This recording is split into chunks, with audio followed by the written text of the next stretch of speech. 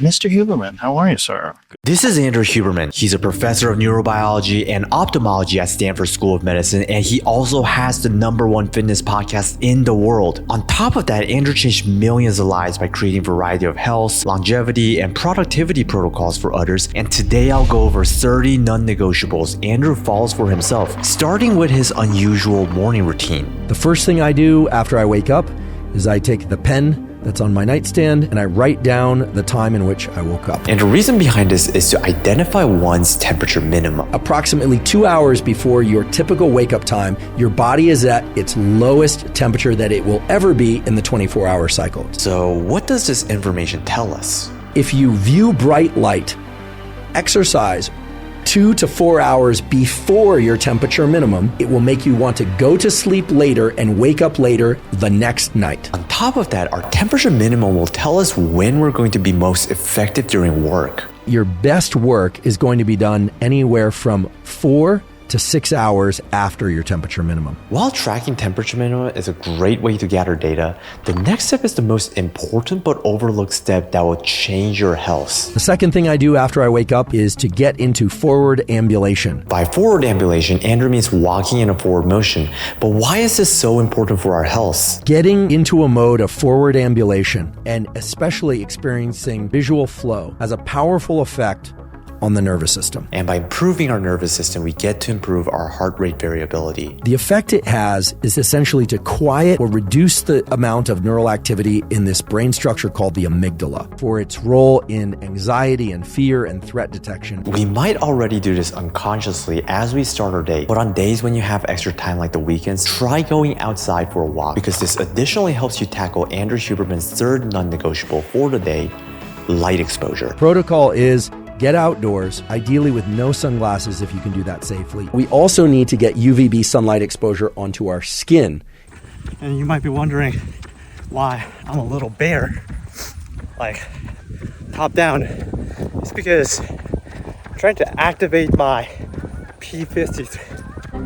I'm trying to activate my P53 pathway. If we want to activate this P53 pathway and the testosterone and estrogen increases that are downstream of that P53 pathway.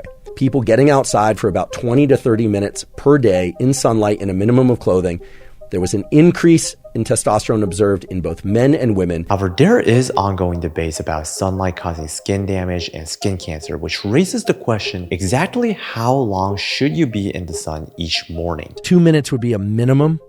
10 minutes would be even better. And if you can, 30 minutes would be fantastic. But after thinking about it, there's one thing that Andrew completely neglected when in reality, it should have been the first thing he done, which is hydration. Hydration is essential for mental performance. However, Andrew does not promote any type of water, and no, it's not salt water or electrolytes. Much, if not all tap water, contains things that are bad for the biology of our cells. So before going to electrolytes or sea salt water, how in the world are we going to safely clean the water? Because Andrew Huberman also says Brita filters are useless.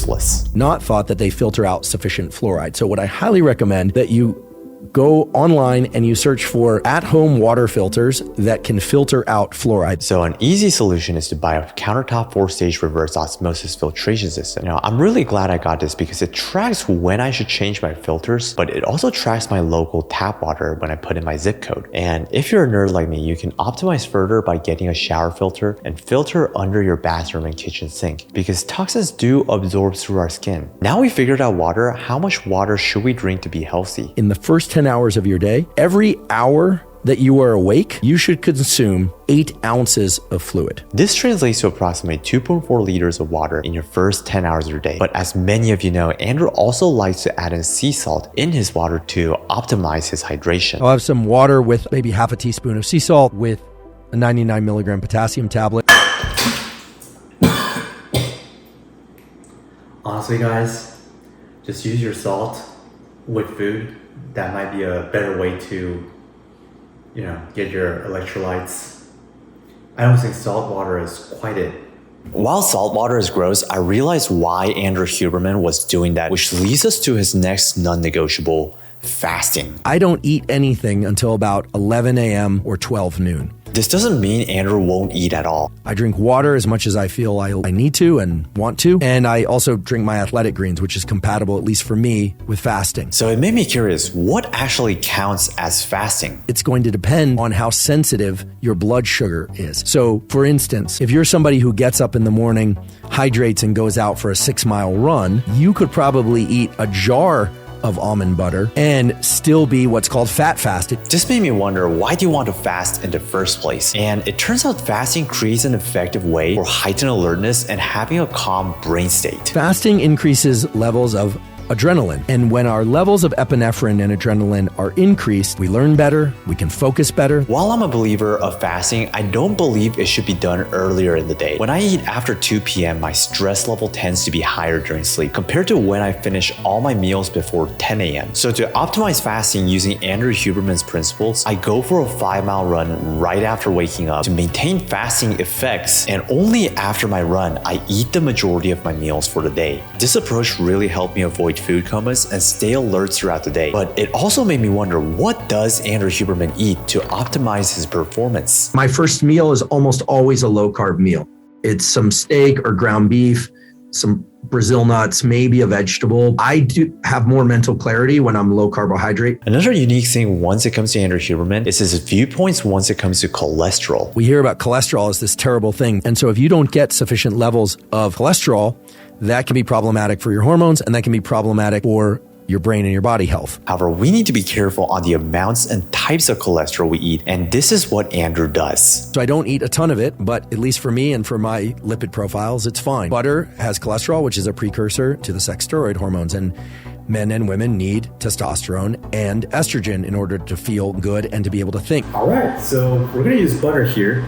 This is the first time using it, so I don't know how much is good, but I think we're gonna use half of it and see how it goes. The real question is, how much should we actually eat? If you eat a large volume of anything, because it diverts blood to your gut, you will feel lethargic and you will have less blood going to your brain. What I like about Andrew's approach here was, instead of counting calories, he uses an 80% rule based on how he feels. The volumes are going to depend on you and your needs and your activity levels. I sort of know where that mostly full, like 80% full line is, and I usually eat a little bit past that, frankly. And I'm able to maintain a decent degree of alertness into the afternoon. Everything Andrew Huberman does for food is to increase mental clarity throughout the day, and there are several non-negotiables he has once it comes to his productivity. Since most of us want to be awake while we're working, try and position your screen or your tablet, whatever device you happen to be working on, at least at eye level, and ideally slightly higher.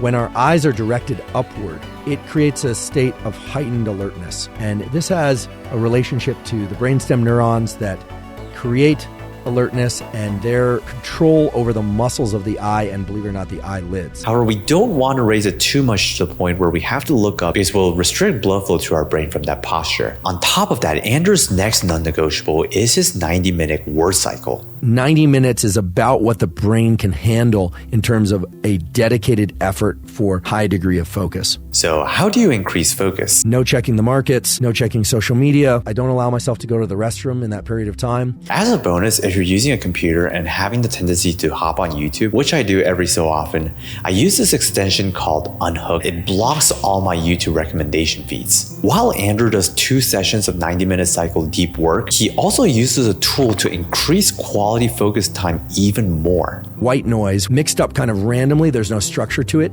turned on at a low volume, not with headphones most of the time, puts the brain into a state that's optimal for learning and workflow.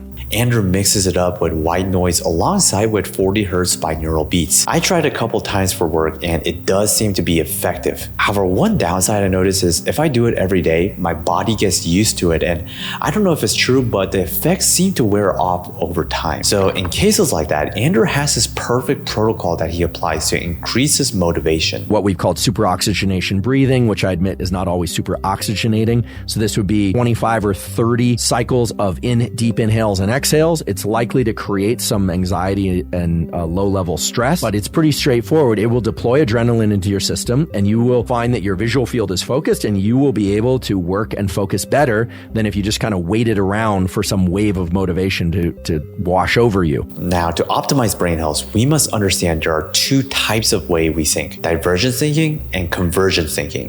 And we must work on both of them to boost our brain. To improve divergent thinking, which is a creative thought process that involves generating multiple ideas to solve a problem, Andrew does the following. In order to engage in divergent thinking, you need to kill off the narratives of what has to be related to what and come up with new narratives. So this is where open monitoring meditation boosts your divergent thinking capabilities. Open monitoring meditation is simply a matter of close your eyes and to allow whatever surfaces in your mind to surface. And what you practice is the practice of non-judgment. Whatever thoughts arise, whatever emotions arise, whatever ideas arise, to watch those and take an inventory of them. On the other hand, there's convergent thinking. Convergent thinking is a problem-solving method that involves using logic and established rules to narrow down a solution to a problem. Sitting or lying down, closing your eyes, focusing either on your breath or some element of your body, whatever it happens to be that allows you to redirect your focus to a particular location or idea. Convergent thinking, as I mentioned before, requires persistence, focus, and access to specific memories. But while Andrew optimizes his brain for productivity, he puts equal amount of effort in his physical health, starting with his first non-negotiable, hybrid training. Endurance work and strength training done across the week is immensely beneficial for the production of things like brain-derived neurotrophic factor, for promoting anti-inflammatory cytokines. While we all know endurance training gets our heart to be healthier, this is why Andrew incorporates resistance training to his routine. Resistance training turns out to be as important as endurance training because of the way that it stimulates the release of particular hormones actually from bones, things like osteocalcin, which can positively impact brain function and can support the health of existing neurons as opposed to increasing the number of neurons. With resistance training, I follow a push-pull leg, shoulder, and arm routine, and I follow a 3-week cycle for my main lifts like bench, squat, deadlifts, and the overhead press. On week 1, I do 5 sets of 5 reps, around 75% of my 1 rep max. On week 2, I do 4 sets of 4 at 85% of my 1 rep max. And on week 3, I deload the weight and do 3 sets of 12 at 55% of my 1 rep max. After the main lifts, I'll always do 2 to 3 accessory exercises like incline bench, bent over rows, or lunges. And I do them for 3 sets of 12 to 15 reps. This leads to Andrew's next non-negotiable, the 3x5 protocol. It involves doing 3 to 5 exercises per workout for 3 to 5 sets per exercise, 3 to 5 repetitions per set, and 3 to 5 minutes of rest between each set. Sometimes doing 3 to 5 repetitions feels a little too heavy and intense for my entire workout, so I only use this approach for my main lifts. But after resistance training, there is one thing that gym bros completely neglect, when in reality it should actually be one of their priorities, which is cardio. And Andrew uses this simple rule called the 3 to 2 method. Essentially, the structure of the exercise regimen that works for sake of supporting health is going to be one in which there's a 3 to 2 ratio, where for a 12-week period or so, 3 of those 5 workouts per week emphasize strength and hypertrophy, and the other 2 emphasize endurance. Then, after 10 or 12 weeks, one switches over to a 10 or 12-week regimen of doing a 3 to 2 ratio where you're prioritizing endurance work. I really like this approach because you're not letting your body adapt to a routine while improving one aspect at a time.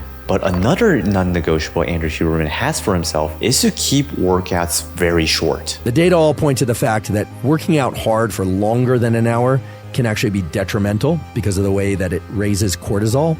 So keeping workouts relatively short can definitely help with that. This is really good news for all of us because we have limited amount of time during the day. However, shorter the workout, the higher intensity the workout's going to get. And although our workouts are shorter, it doesn't mean we can reduce the frequency. Essentially, what the data tell us is that in order to optimize cardiovascular and brain health and other systems of the body, we want to exercise at least 5 days per week. While we covered Andrew's resistance training, there are 2 protocols Andrew followed for his endurance. The scientific data tell us that we should all be getting anywhere from 150 minutes to 200 minutes per week minimum of Zone 2 cardio. Zone 2 cardio is a low-intensity exercise that's performed at 60 to 70% of your maximum heart rate. So for me, I have 1 day a week where I go out for a jog that lasts anywhere from 60 minutes to 90 minutes. It's a slow jog.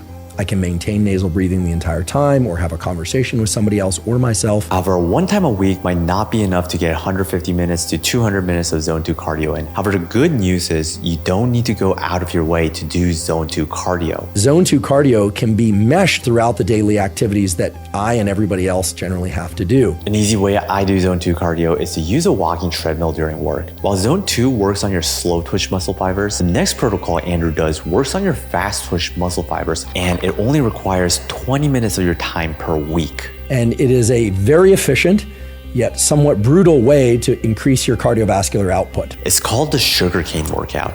In round 1, you're going to take 2 minutes, so you'll need to set a timer for 2 minutes, and you're going to go the maximum distance that you can in that 2 minutes. We got about 700 meters. And then you're going to rest 2 minutes. So 2 minutes of work, then rest 2 minutes. Then in round 2, you're going to go the same distance that you did in round 1, and you're going to take as much time as you need to do that distance as fast as you 2 can. minutes, 22 seconds. Then you're going to rest another 2 minutes.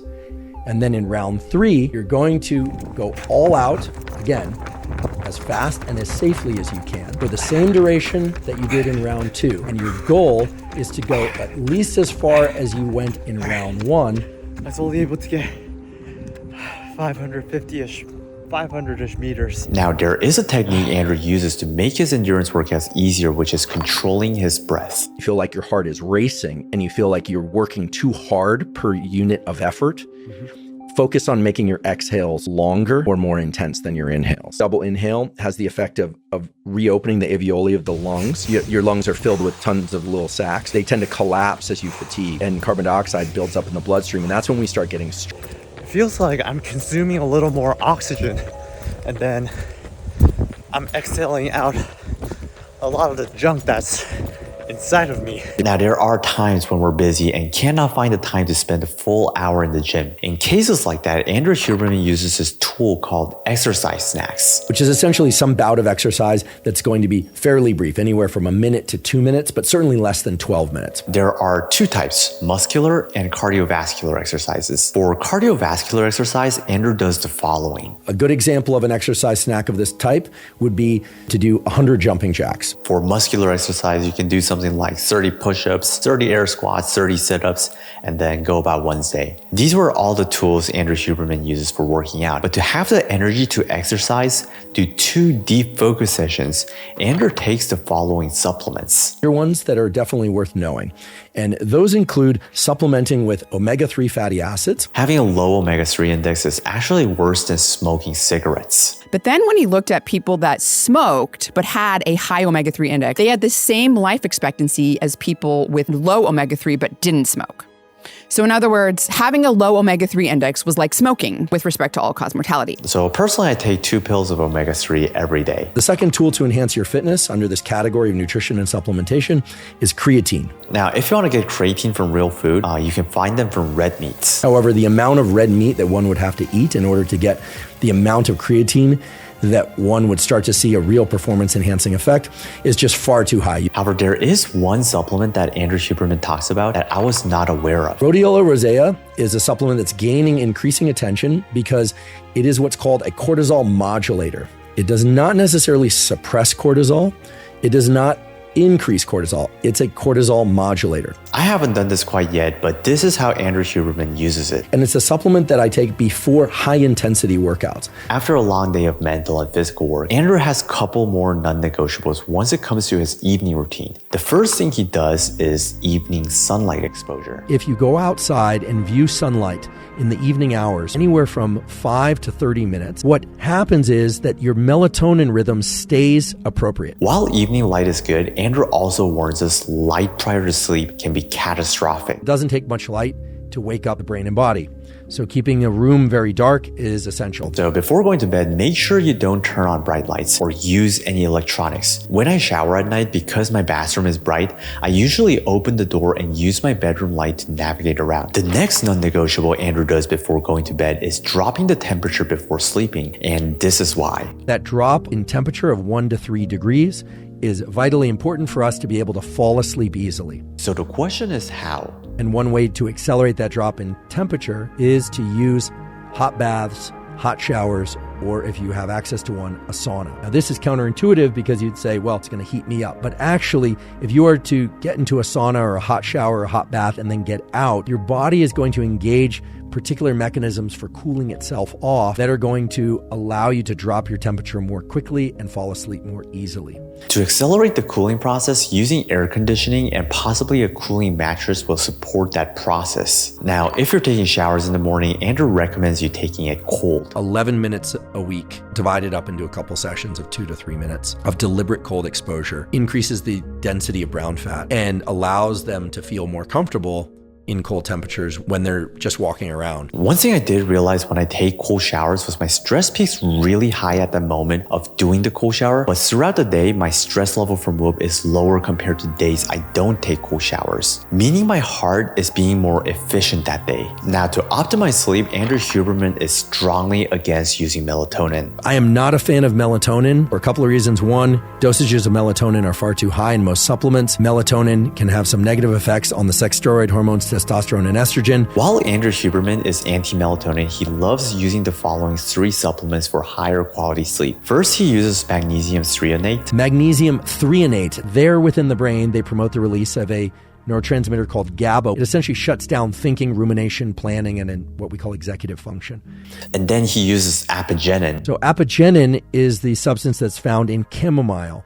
And 50 milligrams of apigenin taken 30 minutes before sleep can act as another way to shut off the forebrain and reduce rumination, reduce anxiety, and allow people to fall and stay asleep. And then the last supplement he uses is theanine. Theanine is a compound that can also increase GABA, but also increases activation of something called chloride channels. Chloride channels are another way in which neurons turn themselves off or turn each other off. I personally used all 3 of them in the past and I haven't felt too much of a difference, so I stopped using it. However, I did notice my restorative sleep on whoop started going down after I stopped using the 3 supplements. On the other hand, when my friend used magnesium threonate, he told me he was able to fall asleep faster. It also increased his deep sleep metric from whoop. Now, the last tool Andrew Huberman uses for sleep is Yoga Nidra. Now, these protocols have names that you've heard before, things like Yoga Nidra.